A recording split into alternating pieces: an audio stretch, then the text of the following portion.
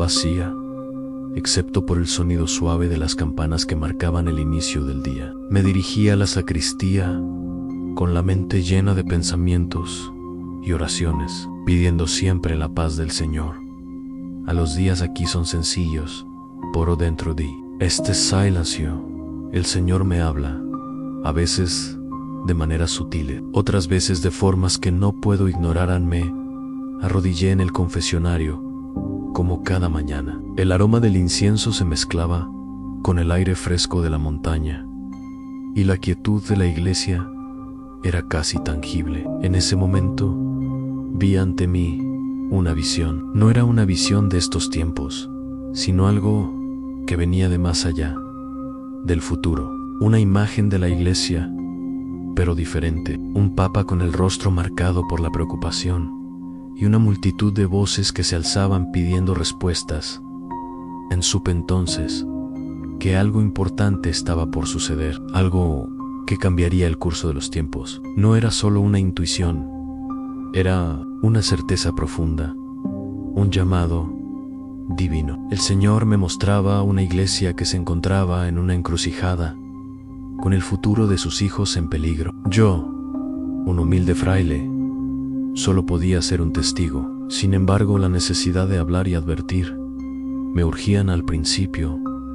Me resistí a compartir esta visión. La iglesia no era ajena a los secretos, pero ¿quién era yo para hacer que el mundo escuchara mis palabras? Sin embargo, en mis oraciones diarias, una voz suave pero firme me decía: hijo, el futuro de la iglesia está en tus manos. Y así, en ese susurro divino, supe que no podía guardar silencio.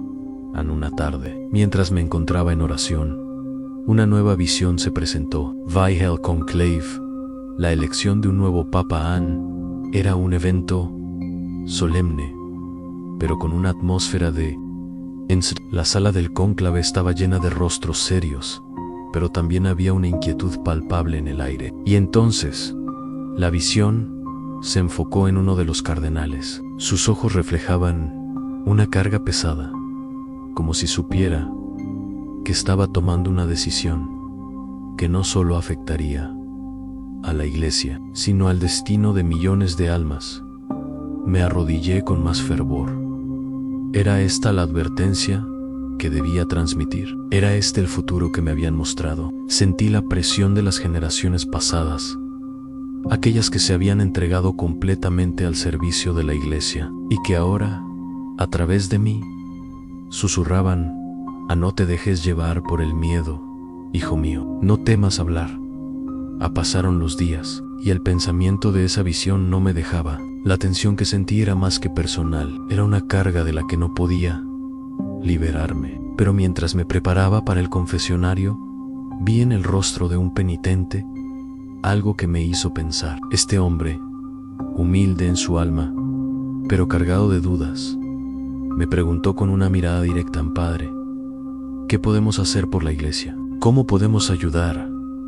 En ese momento, comprendí. Las almas que llegaban a mí no solo buscaban perdón, sino una dirección. Era un llamado para todos, un llamado a la unidad en la fe y a la reflexión profunda sobre el futuro que se nos venía en sí. Como Padre Pío, fui testigo de cómo Dios nos habla de muchas maneras, a veces a través de las almas más humildes, a veces a través de visiones que no entendemos de inmediato.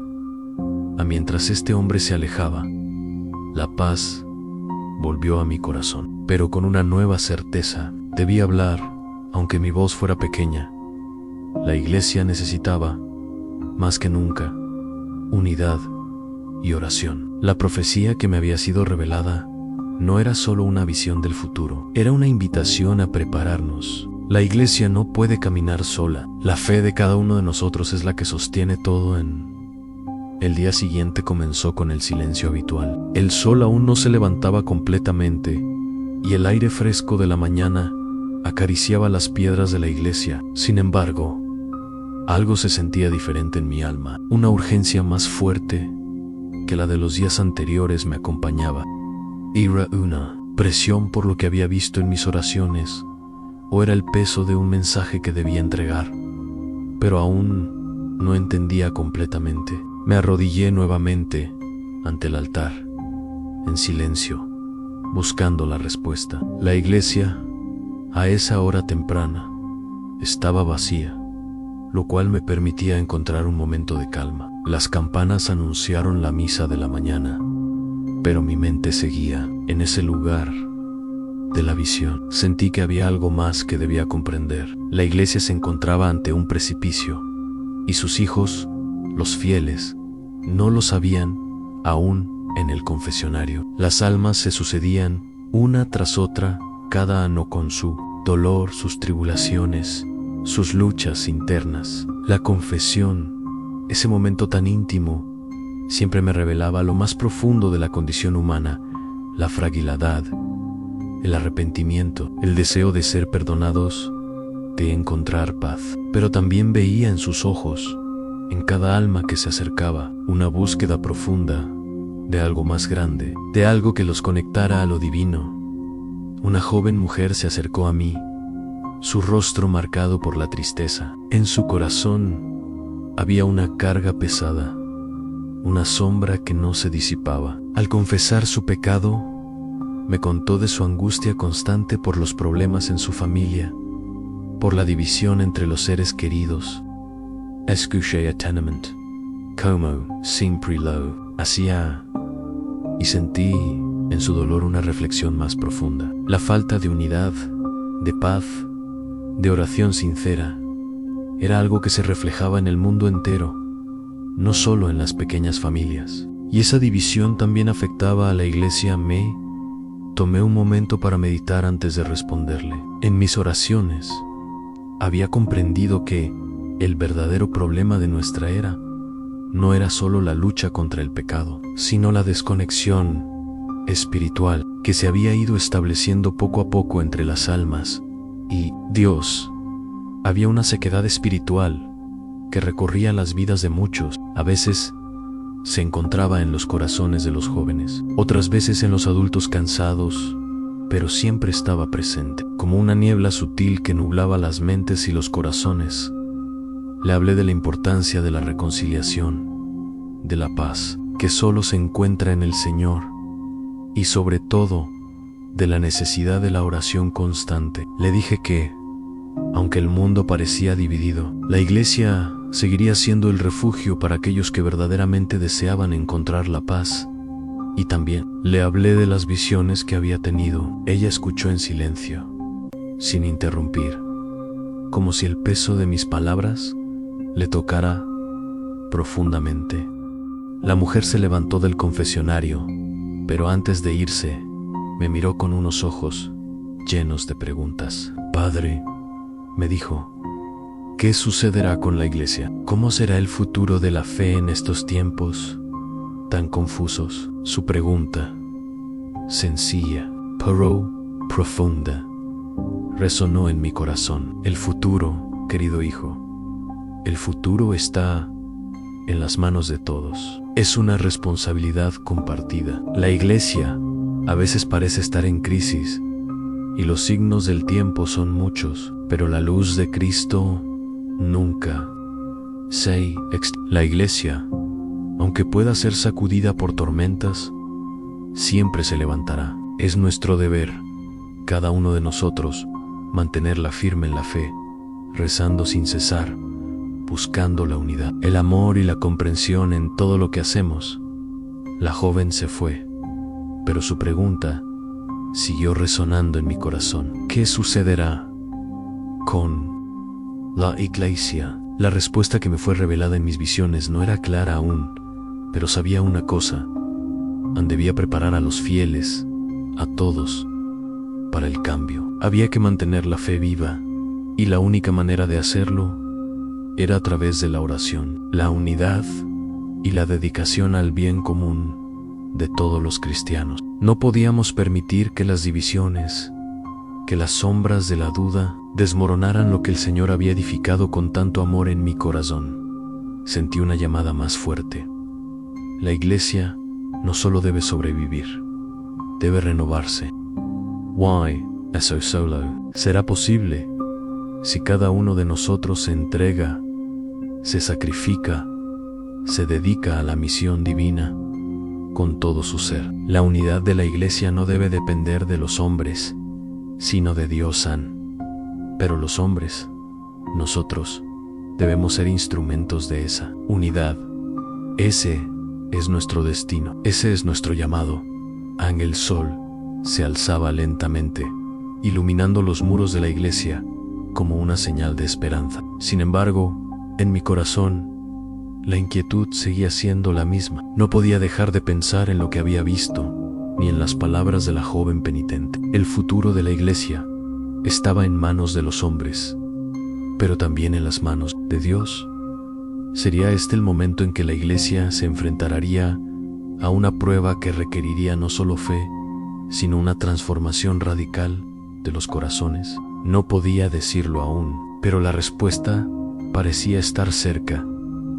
Pasaron los días con una tranquilidad exterior, pero por dentro, la inquietud persistía. En las misas, al elevar la hostia, sentía el peso de la responsabilidad. ¿Podría la iglesia enfrentar lo que se venía? ¿Estábamos preparados para los cambios que el Señor había mostrado en mis visiones? Esa noche, después de la misa, me retiré al pequeño monasterio en el que vivía, buscando la paz que solo la oración puede dar. Allí, en el silencio profundo de mi celda, me arrodillé ante el crucifijo. Mis manos, aunque débiles por la edad, se unieron en un gesto de súplica. Señor, guíame, susurré en mi alma. No soy digno de conocer los secretos de tu voluntad, pero si es tu deseo que comunique lo que he visto, concédeme la sabiduría para entender.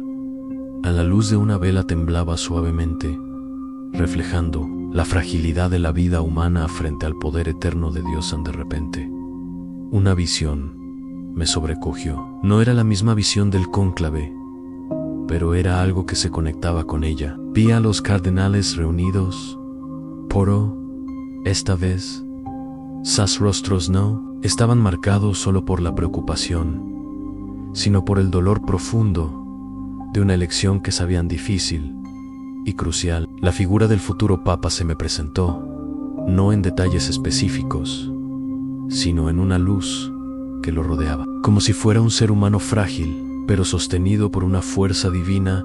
En ese instante, supe que no se trataba solo de un hombre. El futuro de la iglesia no dependía solo de las decisiones que los cardenales tomarían en ese cónclave, sino de cómo cada miembro de la iglesia, desde el papa hasta el más sencillo de los fieles, respondería a los desafíos de los tiempos venideros. La fe, en su forma más pura, debía ser más fuerte que las divisiones humanas. Con esta comprensión, me arrodillé con más fervor. Mi corazón se llenó de compasión por los cardenales, por el papa que tomaría el timón en esos momentos cruciales. Ellos, como todos nosotros, serían meros instrumentos en las manos de Dios, y sin embargo, su tarea era monumental en el Señor. En su infinita misericordia, no me dejó en la oscuridad por mucho tiempo. Vi, como en un destello, el futuro de la iglesia, no como una imagen estática, sino como una serie de movimientos y decisiones que se tejían en un plan divino. El papa que surgiría del cónclave no sería un hombre perfecto, porrosiriano, elegido por la gracia divina para guiar a la iglesia a través de las aguas turbulentas. El Señor me mostró que, más allá de lo humano, el Espíritu Santo estaría guiando a la iglesia, incluso en sus momentos de crisis en el cónclave. La elección papal no sería una cuestión de política o de poder, sería un acto de fe profundo, de sumisión a la voluntad de Dios. Pero no solo los cardenales serían llamados a esa fe. Todos nosotros, los miembros del pueblo de Dios, seríamos llamados a responder con oración, con unidad y con un corazón puro. El cónclave, ese evento tan solemne, sería un reflejo de la gran batalla que libramos cada día en nuestros corazones. La lucha entre nuestra humanidad y la gracia divina en medio de esta visión sentí una presencia a mi lado. Alma Q se acercaba con la paz que solo los santos experimentan. Era el alma de un hermano que había partido hace mucho, un compañero de fe que compartió años de oración y sacrificio conmigo. Al verlo, supe que su presencia no era una casualidad. Él, como muchos otros, seguía siendo testigo de la iglesia. Incluso después de su partida, Padre Pío me dijo en un susurro lleno de amor y sabiduría: recuerda que la iglesia, aunque humana, es divina en su esencia. Los cardenales, el Papa, los fieles, todos son instrumentos de la voluntad divina, pero solo cuando se entregan al Espíritu de Dios. El cónclave será un tiempo de prueba, pero también de revelación. Sus palabras resonaron profundamente en mi corazón. La iglesia no era una estructura de poder humano, era el cuerpo místico de Cristo, y su misión era más grande que cualquier dificultad terrena. El Papa que se eligiera no sería simplemente un líder político, sino un guía espiritual, un hombre llamado por Dios para llevar a la iglesia a una nueva era de fe y dedicación. La visión desapareció tan rápidamente como había llegado, pero el eco de sus palabras permaneció. La tarea que tenía por delante era clara. Aunque muchos dudaran y muchos temieran lo que venía, la iglesia debía mantenerse firme en la oración. La unidad de los fieles no se lograría por medio de la fuerza humana, sino por medio de la unión en Cristo, la oración constante y la fe inquebrantable. En esa noche, mientras las estrellas brillaban en el cielo profundo, me tomé un tiempo para reflexionar sobre las palabras del hermano. La iglesia estaba a punto de atravesar un momento de crisis, pero con cada oración sincera, con cada acto de amor y sacrificio, la iglesia permanecería viva, iluminada por la luz eterna de Cristo. La noche se extendía lentamente sobre el monasterio, y el silencio era profundo, solo interrumpido por el suave susurro del viento que pasaba entre los árboles. A lo lejos, el sonido del agua del río, en su curso imparable, me recordó la perpetuidad de los planes de Dios. En nada, ni las tormentas de la vida, ni las sombras del pecado, podrían detener el flujo de su voluntad. Lo comprendí en lo más profundo de mi ser. Los tiempos de tribulación que la iglesia enfrentaba no eran solo parte de una crisis histórica, sino también una oportunidad para purificarse y renovarse en la fe. De repente, un suave toque en la puerta de mi celda me sacó de mis pensamientos. Era el hermano que había estado a mi lado durante años en la vida monástica, el que había compartido mis oraciones y mis momentos de soledad. Su rostro estaba serio, pero en sus ojos brillaba algo más, una sabiduría que solo se gana con la experiencia y la entrega a Dios. San Padre Pío me dijo en un susurro: he sentido en el aire una perturbación, algo que viene, algo que no entendemos completamente. Los fieles se sienten perdidos, la incertidumbre los ha tocado, pero hemos recibido una gracia especial. Podemos rezar por el Papa, por los cardenales, por todos los que participarán en ese cónclave. Asentí lentamente, sintiendo en mi corazón que esa era la verdad. La oración era nuestra arma, nuestra esperanza. En estos momentos de agitación, la iglesia debía sostenerse no en la fuerza humana, sino en el poder de la fe. Había algo más grande en juego que el destino de un solo hombre. Era el destino de la iglesia en su totalidad, de todos los creyentes que buscaban refugio en Cristo un Padre. Continuó el hermano: he visto en las oraciones de los fieles, en los corazones de aquellos que buscan paz, una profunda conexión con Dios. Ellos también pueden ayudar a formar el futuro de la iglesia, aunque no lo sepan. Cada oración sincera es un ladrillo en la construcción de la nueva era, de la fe. En sus palabras me tocaron profundamente. La fuerza de la iglesia no venía de un solo hombre, ni de un solo acto, sino de la acumulación constante de oraciones, sacrificios y esfuerzos pequeños, pero sinceros de cada alma. La unidad de la iglesia estaba construida sobre este fundamento, y eso es lo que debía ser preservado a toda costa. Esa noche, con la mente llena de estas reflexiones, me retiré de nuevo al confesionario, donde continuaba mi labor de escuchar a las almas en busca de perdón. Uno tras otro, los penitentes se acercaban, compartiendo sus cargas, sus temores, sus dudas. Vi en cada uno de ellos no solo sus debilidades, sino también la llama de la esperanza que todavía ardía en sus corazones. Una joven mujer, visiblemente afectada por la angustia del mundo, se arrodilló ante mí. Sus manos temblaban y su voz, aunque firme, estaba llena de dolor. Padre, ¿qué pasará con la iglesia?, me preguntó, con la misma inquietud que había escuchado días antes. ¿Cómo podremos seguir adelante si ya no entendemos lo que está pasando? De nuevo, esa pregunta penetró mi corazón, pero esta vez sabía que la respuesta debía ser diferente. No era solo una cuestión de hechos, sino de fe. Le hablé del misterio de la iglesia, de cómo Cristo había prometido que las puertas del infierno no prevalecerían contra ella. La expliqué. Aunque los tiempos fueran difíciles, la fe debía permanecer como un ancla. La iglesia no era simplemente un edificio o una estructura humana. Era el cuerpo místico de Cristo, viviente, vibrante y guiado por el Espíritu Santo. Nada ni nadie podría destruir lo que Dios ha edificado.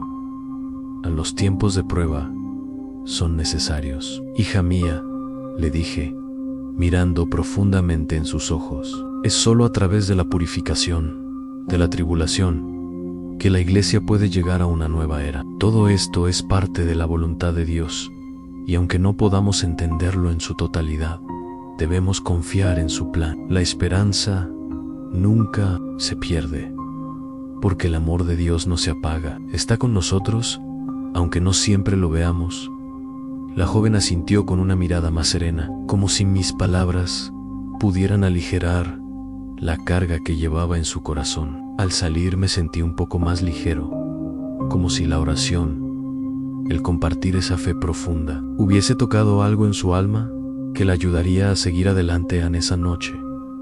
Al volver a mi celda, me sumí en una oración más profunda. La iglesia estaba en un cruce de caminos, y el futuro era incierto. Sin embargo, en mi interior sentía una paz inexplicable, una certeza de que, a pesar de la aparente oscuridad, la luz de Cristo nunca se apagaría. Él estaba en control de todo, guiando cada uno de nuestros pasos, incluso cuando no podíamos verlo claramente.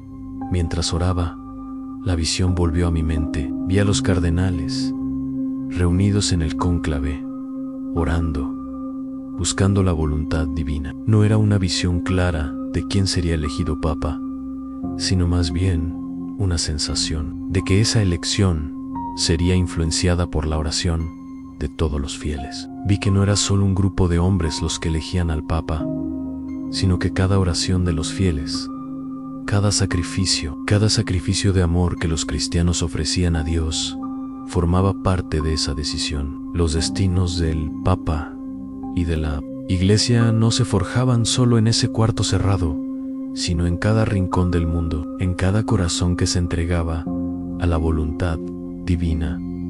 Esa era la clave.